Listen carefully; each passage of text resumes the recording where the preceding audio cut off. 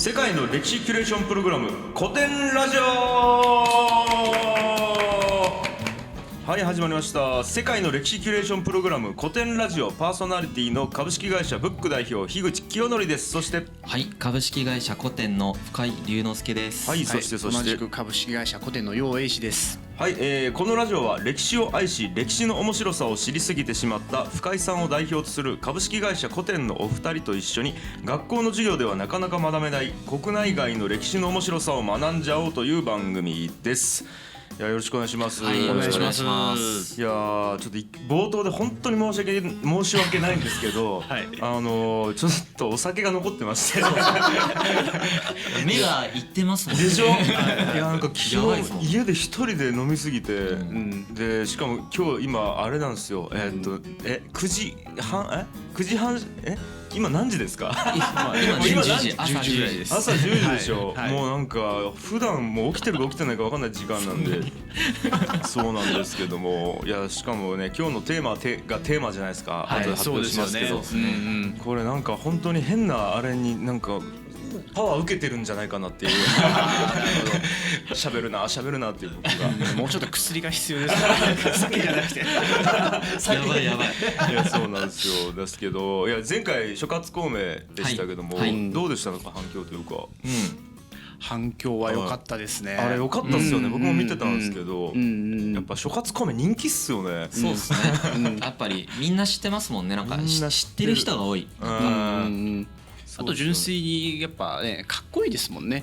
ああいうその弱い国についてそれをなんとかのし上がってやろうぜっていう、もう少年ジャンプにありがちなそうですよね。いやなんか多分日本人好きなんでしょうね。その人気だからね。弱きがなんか立ち上がりみたいな。そうですそうです。はい。ですよね。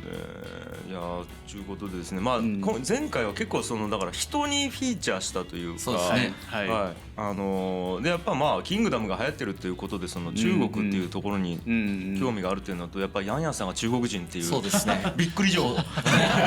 今更選挙権がなかったっていう。選挙権なかった。そうです。今それはねちょっと驚いたね。ちょっとありそうだもんなって。っていうのもあってね、まあ盛り上がったんですけども、今日またまあ人がテーマではあるんですけど、今日はまたちょっとこう趣向を変えてというか、テーマの選び方をということで、じゃあ今回のテーマを発表していきましょう。宗教が分かれば世界が分かる。世界三大宗教を作ったレジェンドたちなんですよ。宗教ですよ。そうですね。これやりたかったんですよね。まあ今回宗教特集ということで、世界三大宗教、つまりキリスト教、そしてイスラム教、そして仏教と。まあそれにねそこ軸にその他さまざまな宗教について思いっきり語っていただこうと思うんですけども、これがまたね天皇についてやりましたけども、それに次ぐと言っても過言じゃない、結構また今日も神経使いそうなですねだと思うんですよ。もう今日が最終回です。ついに殺されるんかな。つい殺される。いやちょっとなんですけど、いやそもそも僕またこれで天皇の時もよく分かんなかったんですけど、なんでこんなにデリケートなんですか宗教って。宗教のデリケートさは天皇より分かりやすいですよね。なんていうか譲れなさすぎるんじゃないですか。だってこう、要はその人の精神世界とか死生観とか、あとはもう根本だからね。その根本に根ざした価値観なので、もう下手に茶化したりとか否定したりするのはもうそこのもうそれだけでもう死ぬしかないじゃないですか。そうか。だから自分の人間性とか過去とか今を否定されてるのと同じ感覚になっちゃう。そうですね。根本存在の存在理由否定みたいなのに近くなっちゃうので、まあでもちゃんとリスペクトを持って語れば全然大丈夫なはずですよね。天皇の時にも本当に言いましたけど、客観的に話すだけですからね、僕らは。リスペクトを持って客観的にね。そうですからね。ということで、じゃあ早速ね、はい、本題に入っていきたいと思うんですけども、まずはなんかデータの方というか簡単な解説からやっていただきたいと思うんですけども。そうですね、まず今のキリスト教とそのイスラム教と仏教が、まあどれぐらいの信仰者が、まあ信者がいてみたいなのとかでいくと、キリスト教がまず一番でかいんですよ。まあ、22億人いると。22億人だって今世界の人口がだから世界の3分の1はキリスト教徒です。すごいですよね。すごいですよね。だから一番その布教に一番成功してる宗教ですよね。で当然だけどヨーロッパとか、あと今はアメリカ大陸もだいぶあれですよね、キリスト教化してて、あとは南アフリカ。生まれたのはどこなんですか？ユダヤ人であるイエス・キリストが2000年ぐらい前に作ってはないんですけど、彼が起源なので、まあパレスチナです今の。パレスチナですね。はい。まあ正直パレスチナって言われてもちょっとピンときた。それぐらい僕歴史弱者なんで、なんかあの辺ですね。なんかあの辺ですね。なるほど。でイスラム教が15億人。これも相当ですよね。めちゃくちゃすごいですよね。でなんかあと何十年かでイスラム教徒の方が多くなるって言われてる。それインドですか？インドじゃないな。あれインドは違うんか。どこででかくなってでかくなるんだったっけ？あれも直接聞いたけどイスラム教徒からなんだったっけ？アラビア半島人口が増えてるところの国の宗教が今イスラム教が結構多くて、で結構意外なのが東南アジアとかめちゃくちゃイスラム教盛んなんですよね。インドネシアとか。なるほど。インドネシアの人口って2億人ぐらいだったよね、確かね。いるから意外とだからアジアにもイスラム教って普及してる。世界最大のイスラム教国がインドネシア、中東じゃないんですよね。なるほど。そう。あとまあ僕たちの国のメインの仏教出たね、これがまあ4億人ぐらいで一番ちっちゃいですね、三大宗教の中で。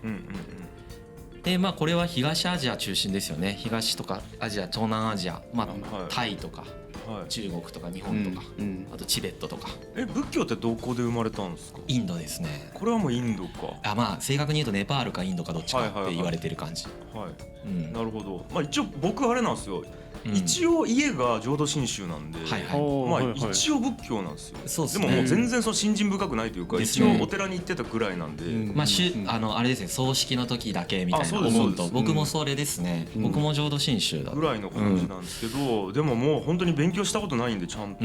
あれです肝心な創始者の誰かっていうの言ってないわ。それぞれ。今日その人たちの話しますからね。キリスト教がこれみんな知ってると思うけど、イエス・キリスト。まあこれはもうイエスですね。名前がイエスです。キリストは救世主って意味なんで。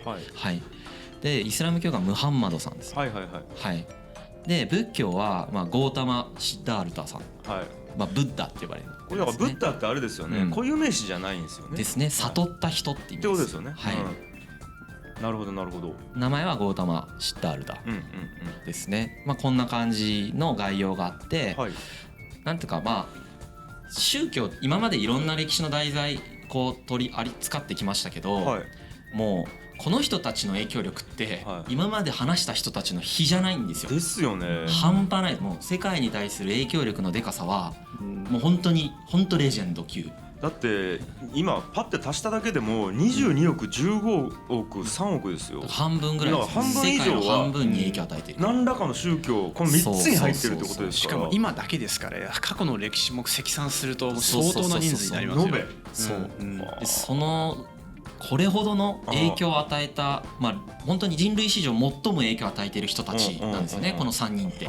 なんで、今日はその話をどうしてそんな影響を与えていくのかとか、どんな人たちだったのかとかですね、そういうところをちょっと話していきたいなというふうに思っている。だって否定されたら自分が否定されるぐらい自分の心というか。あとそうだよね。だからそういう意味でいくと、その最も尊敬されている人たちで、多くの人間から尊敬されている人たちでもありますよね。彼らは。そうだよね。なるほど。なのでちょっとね、すごい楽しみなんですけど。なんかどういう共通点とかってあるんですか？そうですよね。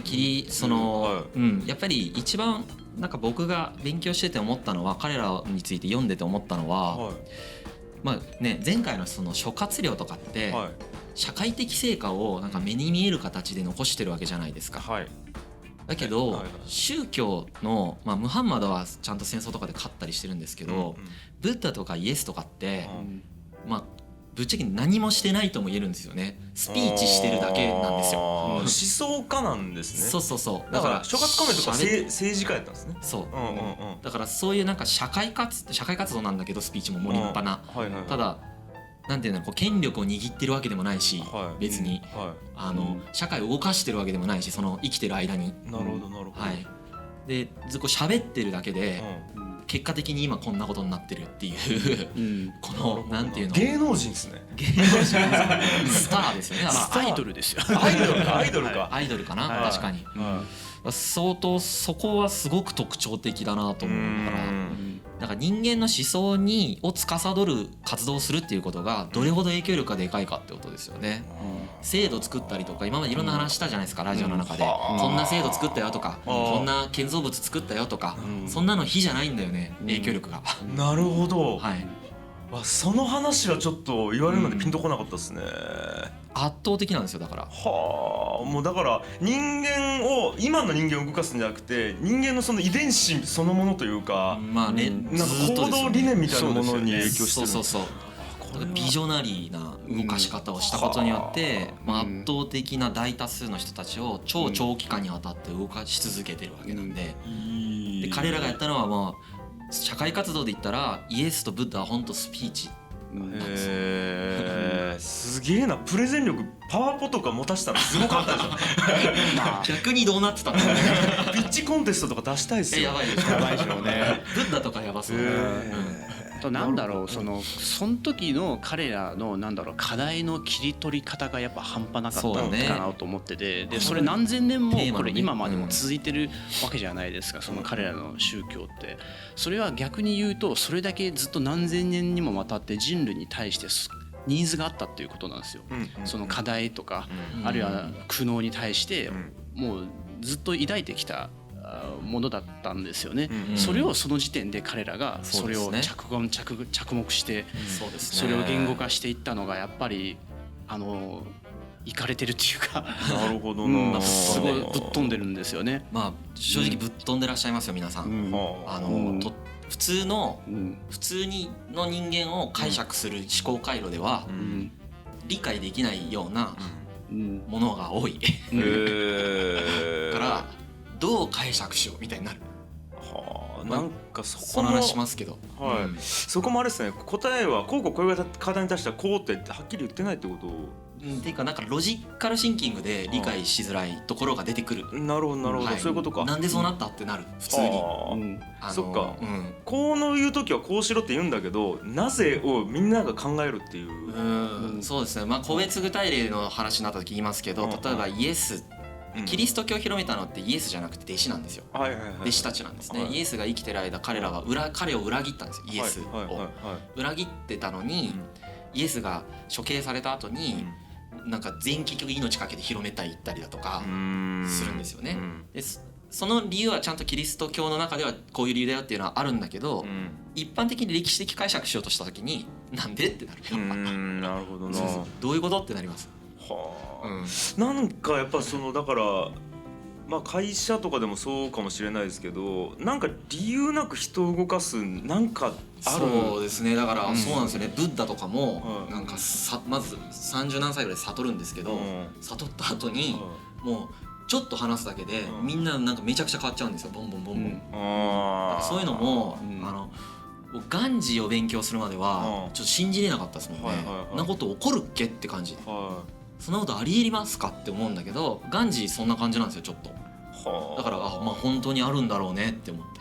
だからなんかもうそれがいわゆるカリスマとかオーラとか言われてるものの凄まじいカリスマ性だったんでしょうね。会った瞬間にもうこっちの負けみたいな。もう相手の人生が根本から変わるんですよ。もう会って数分とかで。いやでもなんか俺あれで感じたんですよ。要はいろいろ被災地に芸能人とかが行くじゃないですか。例えばジャニーズがいたりとか、吉本の元ダウンタウンさんとかが熊本行ってなんかライブやったみたいな、もうあれだけでその地区がバーンって元気になる。っていう。だからもうなんか面白いことを言えるかどうかとか関係なくて、もうその人がここにいるっていうだけで多分ガッて勇気づけられるっていう。でもその面は確実にあるでしょうね。あとは全規制概念を思いっきり覆してましたよね。当時のその世界のその時代における一般的な考え方を全部全部って言ったら言い過ぎだけど思いっきり覆してる。全員基本反逆者っていうか反逆者の当時だからすごい反発もされてる全員。そうっすよね。迫害もされてる人もいるぐらいだから。けどまあその後はスタンダードになっていったんですよね。なるほどなるほど。っていう。はいはいはい。いやちょっとじゃあ大体この3つ分かったっていう感じなんで、次からは一個一個そうですね一人ずつ見ていきましょう。スポットを当ててやっていきたいと思います。G. Kaie Suzuku